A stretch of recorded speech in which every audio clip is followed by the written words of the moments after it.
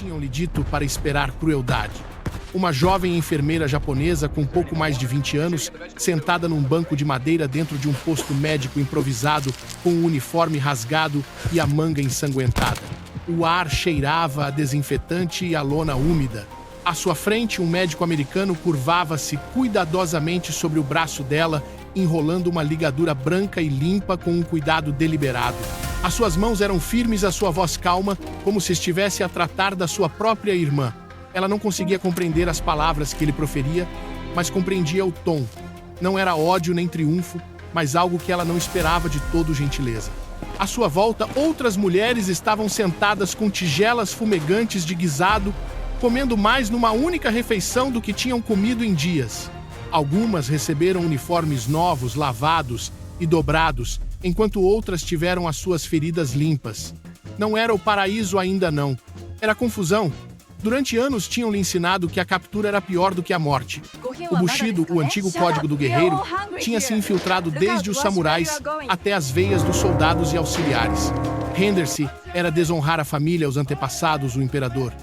Supunha-se que a vergonha fosse insuportável. Ela própria tinha sussurrado o juramento durante o treino: melhor morrer do que ser capturada. Todas as mulheres ali acreditavam que a rendição levaria à humilhação, à fome ou a uma tortura tão cruel que a morte pareceria uma misericórdia. Era isso que os seus comandantes tinham prometido. Era isso que as suas famílias esperavam.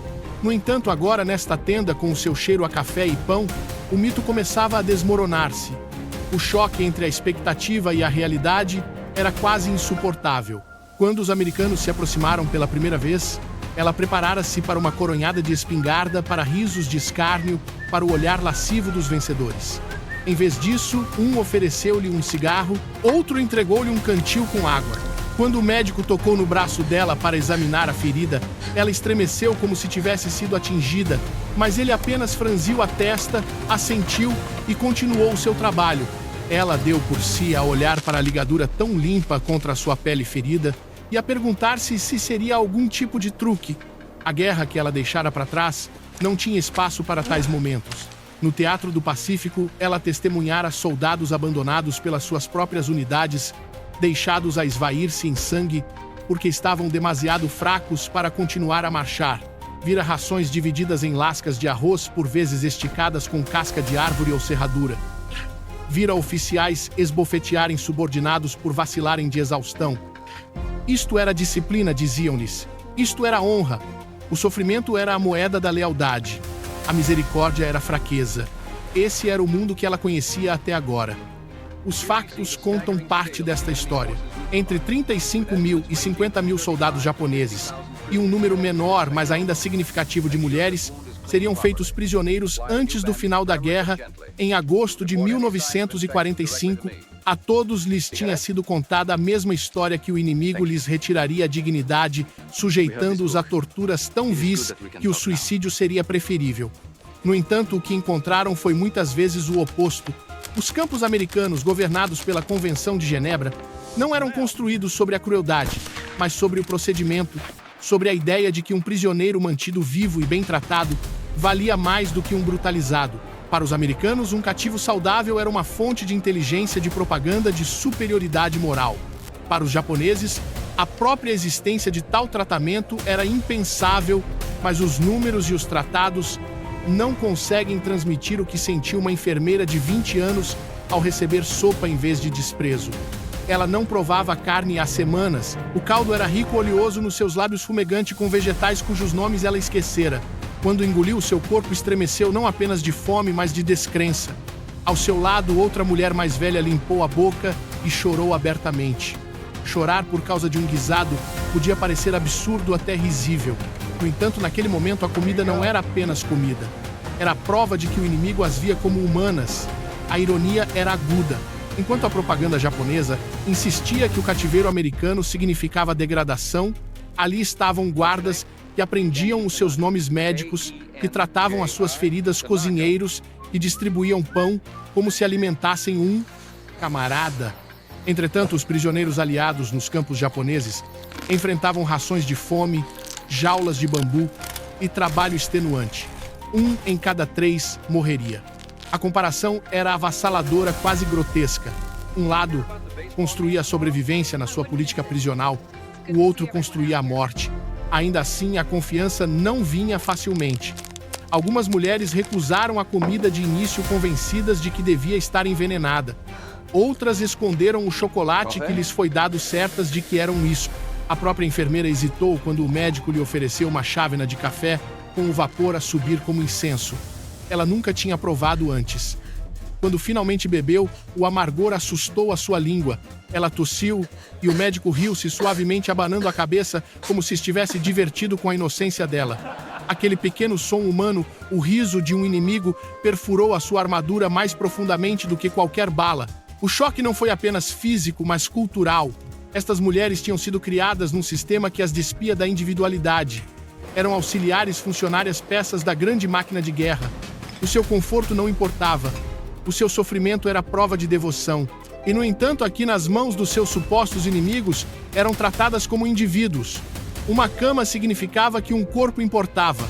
Um cobertor significava que o calor não era fraqueza. Uma ligadura significava que a cura valia o esforço. Estas coisas simples, tão comuns para os americanos, atingiram como revelações as mulheres que as receberam. Era um mundo virado do avesso. Soldados que estavam preparados para morrer viam-se agora alimentados. Enfermeiras que estavam prontas para serem envergonhadas viam-se respeitadas. Até o silêncio do campo à noite era desorientador. Sem ordens gritadas, sem castigos rituais, apenas o zumbido distante dos guardas a falar calmamente entre si as notas tênues de uma harmônica, transportadas através das barracas. Algumas mulheres ficavam acordadas a olhar para o teto, perguntando-se se tinham entrado não no cativeiro, mas num estranho sonho. Havia medo, sim, mas também as primeiras faíscas de algo muito mais perigoso, curiosidade. Se os americanos não eram monstros, o que mais tinha sido uma mentira? Se a captura não era desonra, o que era então a honra? Estas perguntas começaram a ondular silenciosamente pelo grupo, sussurradas no escuro, rabiscadas em cartas para casa quando permitido. Para a enfermeira, o momento chegou quando lhe entregaram não apenas comida, não apenas ligaduras, mas um lápis e uma folha de papel. Disseram-lhe que podia escrever a família. Ela olhou para a página durante muito tempo. Tinham-lhe dito que tal coisa era impossível, que o inimigo nunca permitiria que as palavras viajassem livremente. No entanto, ali estava o papel em branco à espera. Ela escreveu: "Mãe, estou viva. Eles alimentam-me. Tratam-me com bondade. Já não compreendo esta guerra." Essa carta, como tantas outras, seria interceptada pela inteligência japonesa. O seu conteúdo perturbaria aqueles que a lessem. Como poderia o paraíso existir dentro de uma prisão? Como poderia a dignidade florescer atrás do arame farpado? Ela ainda não sabia, mas isto era apenas o começo. A ligadura no braço dela não era apenas pano, era um fio a desenrolar todo um sistema de crenças, um que a deixaria a ela e a sua nação a enfrentar questões muito mais dolorosas do que qualquer ferida. A primeira manhã no campo foi como entrar noutro universo. As mulheres acordaram não com ordens gritadas ou o barulho de botas, mas com um cheiro tênue de bacon a pairar pelas barracas. O ar estava fresco, a luz suave através das frestas das paredes de madeira, e por um momento ficaram imóveis, meio convencidas de que era algum truque dos sentidos.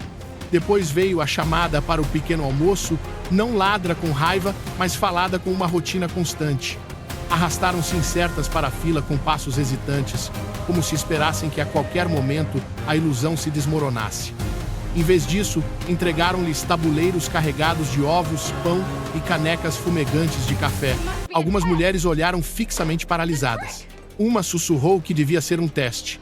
Mas quando viram os guardas americanos sentarem-se com os seus próprios pratos, comendo a mesma comida sem hesitação, a suspeita começou a erodir. A jovem enfermeira levantou o garfo com dedos trêmulos. Ela conhecera uma fome tão aguda que lhe roía os ossos. Agora, com a primeira dentada, o seu corpo despertou bruscamente. A riqueza da gema na língua, o calor do pão macio contra os dentes. Estas sensações eram quase violentas na sua novidade. As lágrimas picaram-lhe os olhos. À sua volta, outras devoravam a comida com um desespero silencioso, a sua dignidade a batalhar contra a sua fome. Uma mulher riu-se de repente, um som orlado de histeria, e tapou a boca de vergonha. No entanto, nenhum guarda gritou. Nenhum castigo caiu. Os guardas apenas olharam com ligeira curiosidade, como se o riso mesmo ali fosse permitido. As próprias camas eram revelações. Estruturas de madeira, colchões finos, cobertores reais. Depois de meses a dormir em chão de terra ou esteiras de bambu, o ato de se deitar em algo macio parecia indecente, como se o próprio conforto fosse uma traição. A enfermeira sentou-se na beira da cama, agarrando o cobertor como se este pudesse desaparecer. Pela primeira vez, desde que deixara a casa, tinha um objeto que era apenas seu. Aquele cobertor tornou-se um símbolo não apenas de calor, mas de valor. O campo não era luxuoso de forma alguma. O arame farpado ainda se enrolava ao longo das fronteiras. Os guardas ainda montavam vigia com espingardas. No entanto, a atmosfera pulsava com uma estranha contradição, cativeiro entrelaçado com bondade. À tarde ofereciam-se às mulheres tarefas de trabalho voluntárias não forçadas. Algumas escolhiam ajudar nas cozinhas, aprendendo como os americanos faziam pão com levedura em vez de farinha de arroz. Outras varriam os terrenos ou cuidavam dos jardins.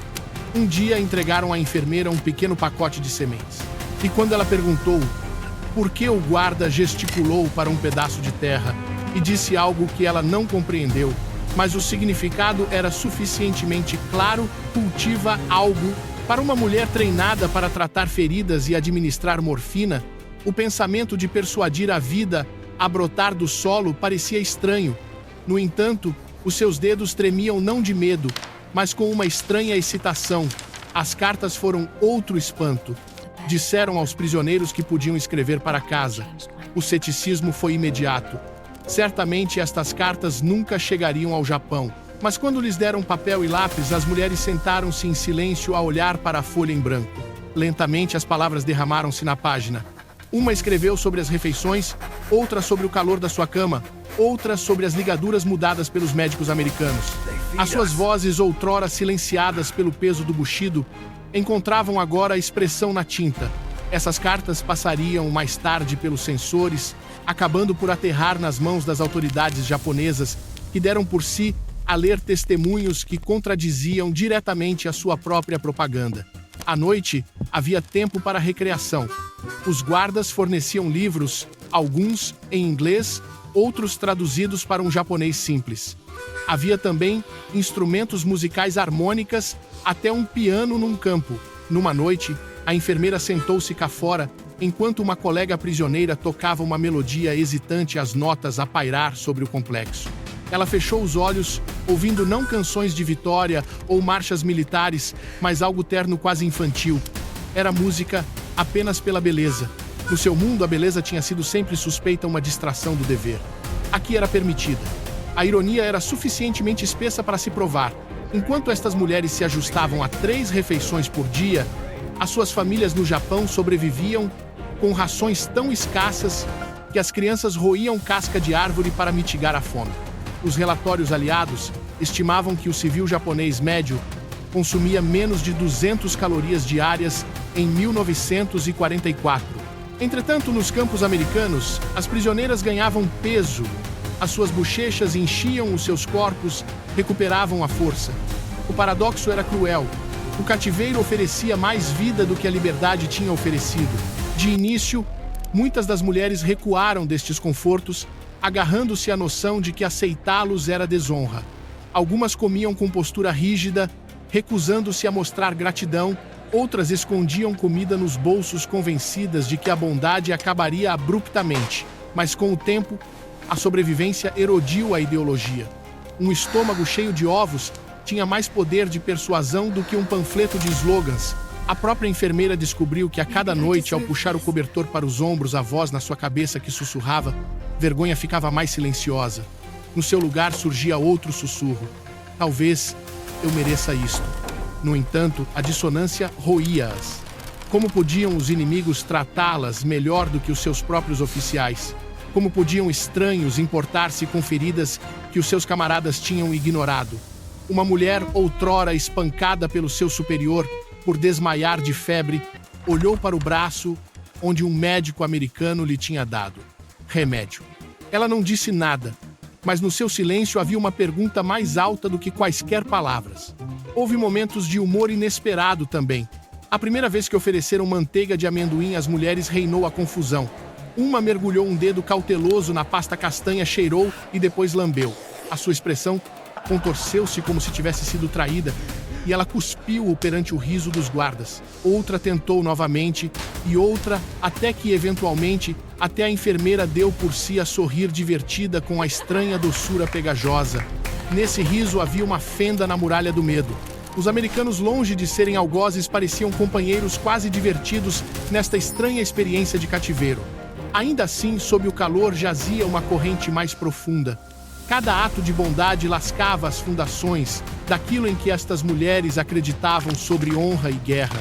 Se a rendição não significava desgraça, então, pelo que tinham andado a morrer, se o inimigo podia ser gentil, então, quem era verdadeiramente o bárbaro? Estas questões persistiam em cada tigela de sopa, cada ligadura limpa, cada nota de música pairar na noite. A enfermeira, outrora certa de que a sua vida pertencia apenas ao imperador, jazia agora acordada no seu colchão estreito, traçando os nós no teto de madeira.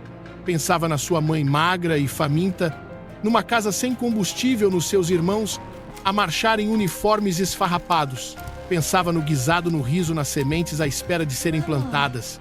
Sentia-se como se estivesse na orla de dois mundos, um a colapsar, um desconhecido. O que mais a inquietava não era o conforto em si, mas a ideia que ele carregava de que a sua vida individual importava. Essa constatação era mais desestabilizadora do que qualquer arma, porque, uma vez provada a dignidade, ela não pode ser esquecida. E à medida que as semanas se arrastavam, à medida que as cartas viajavam através dos oceanos, à medida que os sussurros deste estranho paraíso chegavam aos ouvidos daqueles que ainda lutavam, as implicações ondulariam muito para além das cercas do campo.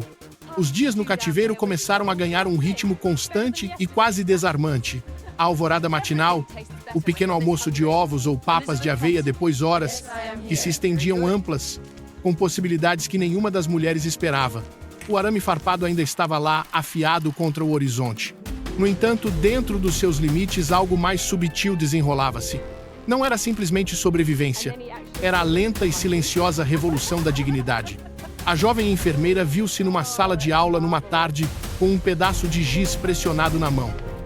O quadro à sua frente ostentava letras inglesas cuidadosamente escritas por um guarda voluntário que também servia de professor. Ela hesitou com o coração apertado antes de traçar a sua própria tentativa trêmula da palavra home, casa.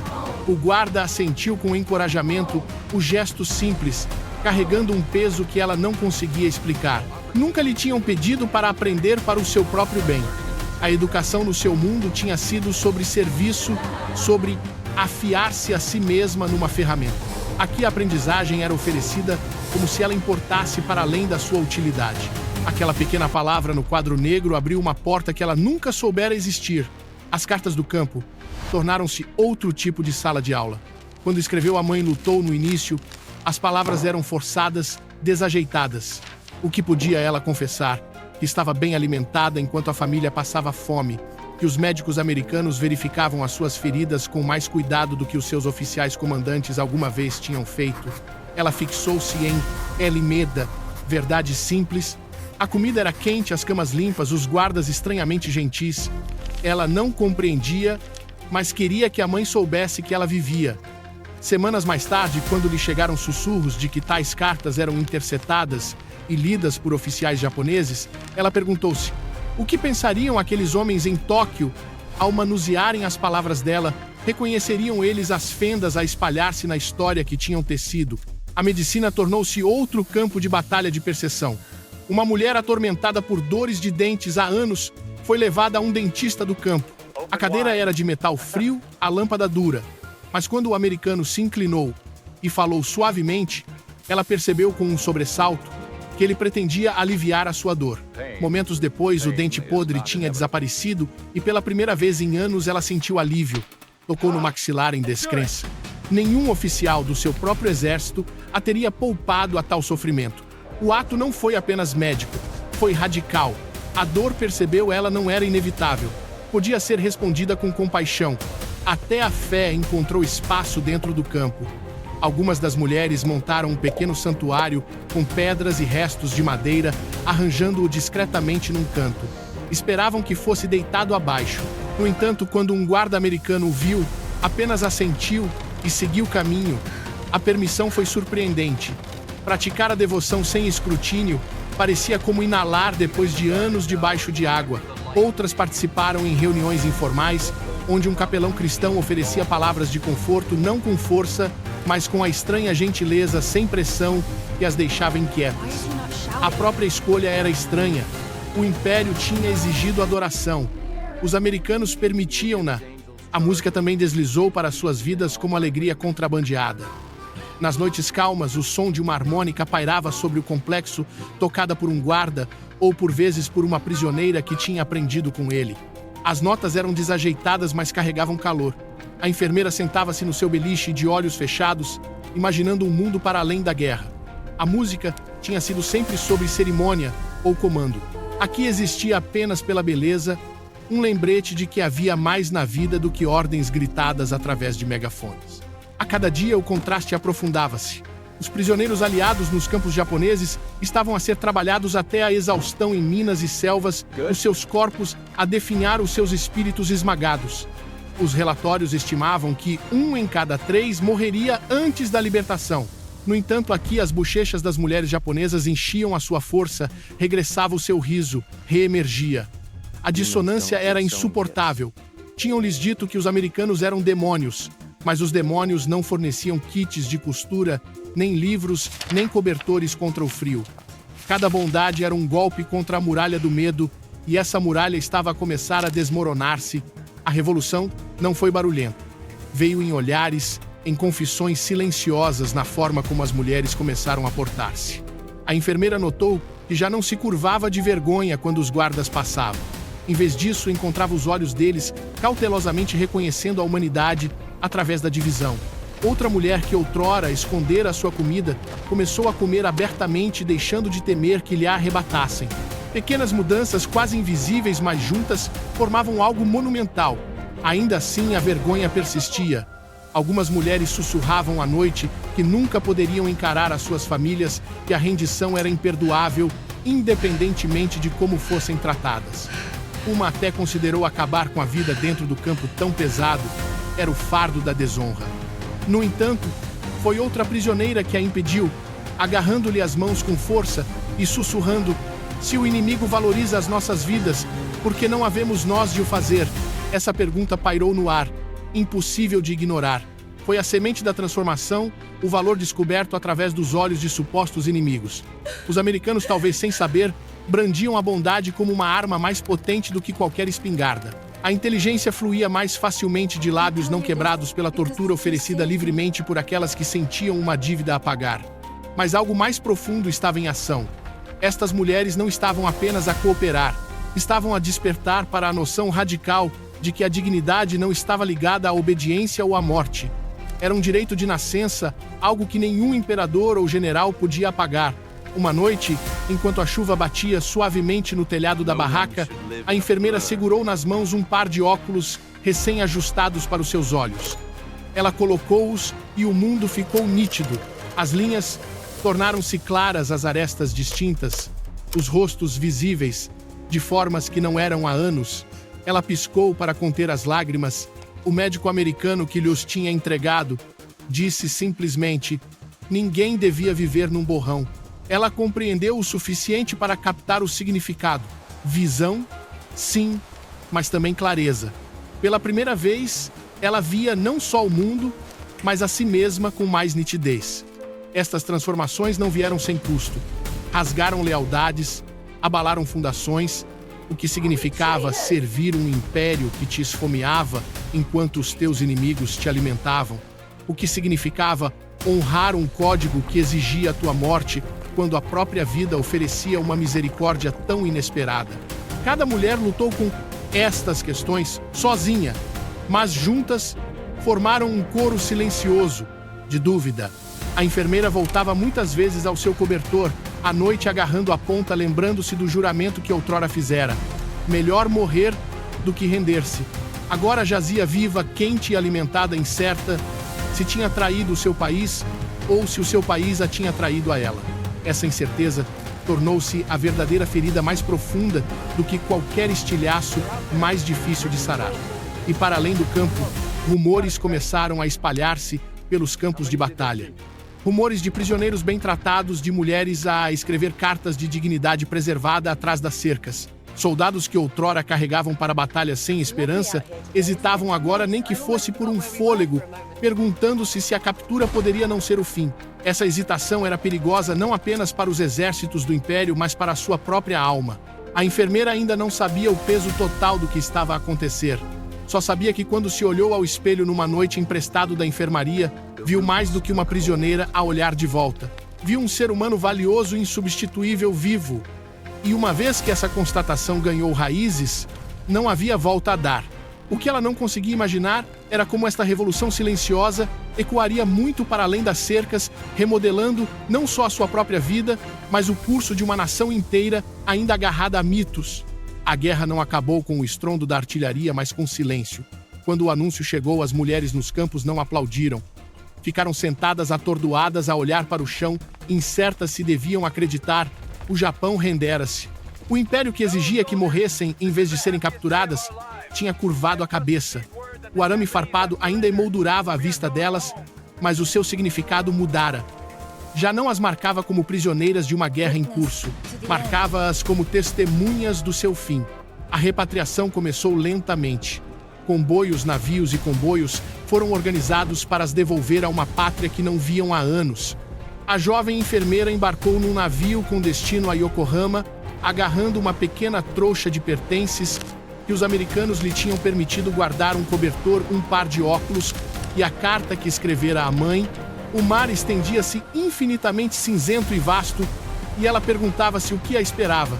Seria recebida como sobrevivente ou evitada como traidora? Será que a bondade que conhecera no cativeiro se dissolveria no momento em que pusesse o pé em solo japonês? O Japão a que regressou estava irreconhecível. Cidades reduzidas a escombros, famílias a passar fome, crianças com olhos encovados pela fome.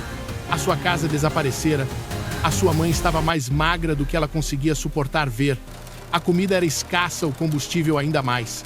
As pessoas falavam em voz baixa sobre Hiroshima e Nagasaki, sobre tempestades de fogo e rendição. E, no entanto, no meio desta devastação, a enfermeira carregava memórias de abundância, refeições quentes, lençóis limpos, médicos que se importavam. Falar de tais coisas parecia perigoso, quase obsceno. No entanto, ela não as conseguia apagar. O contraste roía-a. Como podia o cativeiro ter oferecido mais humanidade do que a liberdade? Outras mulheres partilharam histórias semelhantes. Falavam calmamente aos cantos e em sussurros sobre guardas americanos e se lembravam dos seus nomes, sobre noites cheias de música, sobre a primeira vez que tinham sido tratadas como indivíduos em vez de ferramentas do Estado. Algumas admitiram que tinham aprendido inglês. Outras confessaram ter lido livros americanos. Para algumas, estas experiências tornaram-se sementes de transformação. Deram por si a questionar tudo o que lhes tinha sido ensinado, o valor do sacrifício, o significado da honra, o papel das mulheres para além do serviço ao império. A revolução que começara atrás do arame farpado não acabou com a libertação. Seguiu-as até casa. Nem todas conseguiram suportar o peso. Algumas regressaram para famílias que as viam com suspeita, envergonhadas por se terem rendido de todo. Algumas nunca mais falaram do seu cativeiro, enterrando a memória como se o silêncio pudesse apagar. No entanto, outras carregaram os seus testemunhos para o frágil novo Japão, dizendo aos vizinhos que os americanos não tinham sido demônios, mas homens falíveis, mas compassivos. As suas palavras inquietaram aqueles que tinham construído a sua identidade no medo do inimigo.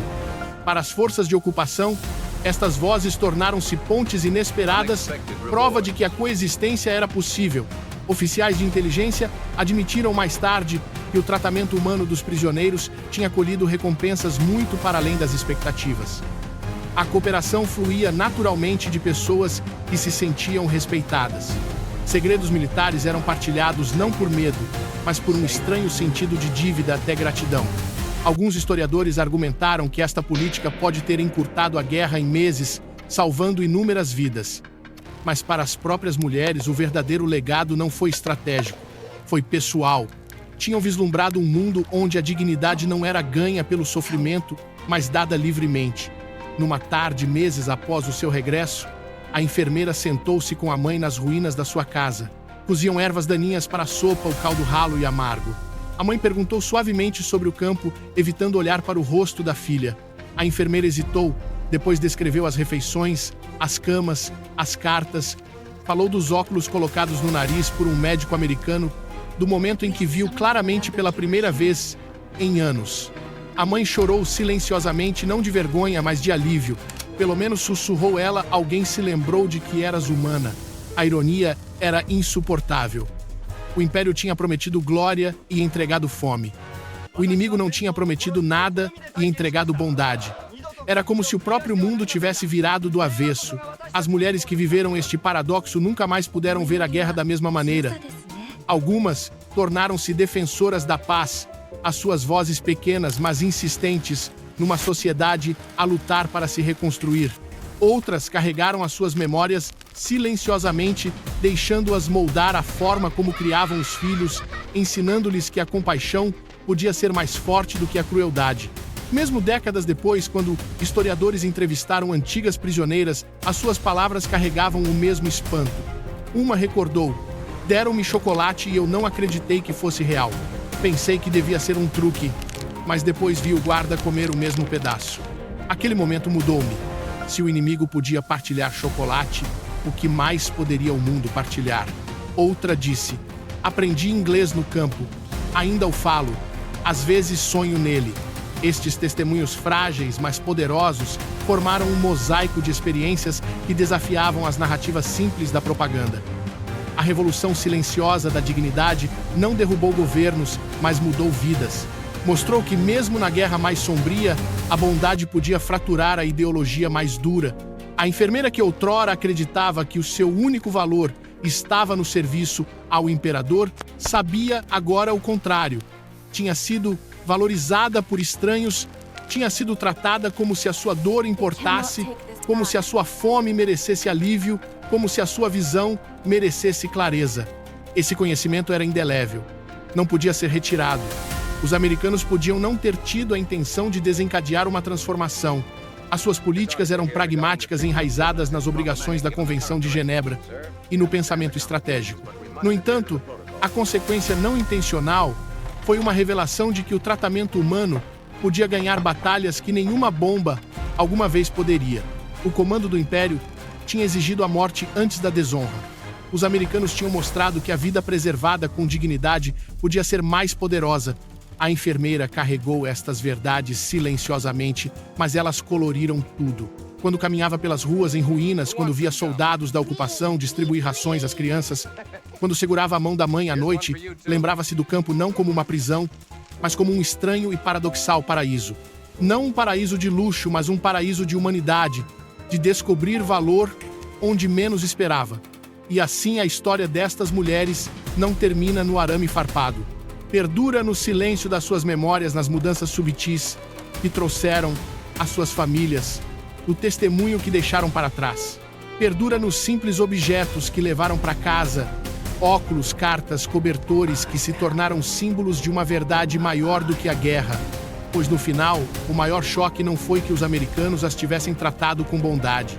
Foi que a própria bondade pudesse sobreviver num mundo dedicado à destruição, que a dignidade pudesse florescer no cativeiro, que até os inimigos pudessem lembrar-nos da nossa humanidade. E à medida que os sussurros destas experiências se espalhavam primeiro através das famílias, depois pelas aldeias, depois através dos oceanos, carregavam com eles uma pergunta que inquietava vencedores e vencidos igualmente: se o paraíso podia existir dentro de uma prisão. O que é que isso dizia sobre o mundo?